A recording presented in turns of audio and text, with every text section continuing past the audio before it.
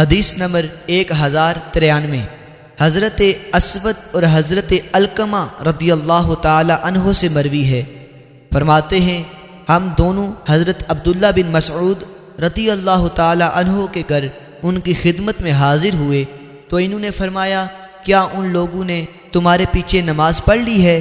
ہم نے عرض کیا نہیں۔ فرمایا اٹھو اور نماز پڑھو، آپ نے ہمیں اذان اور اقامت کا حکم نہ دیا۔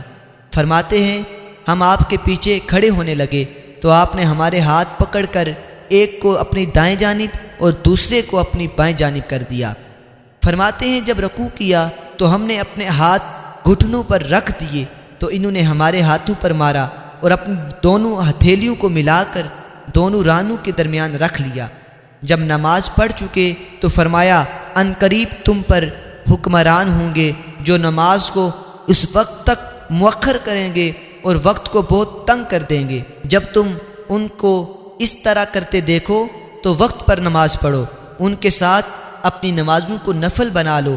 جب تم 3 آدمی ہو تو نماز اکٹھے پڑھو، جب اس سے زیادہ ہو تم میں سے ایک تمہارا امام بنے اور جب رکوع کرے تو اپنے بازوں کو رانوں پر بچھائے اور جھک جائے، نیز دونوں ہاتھوں کو باہم ملائے۔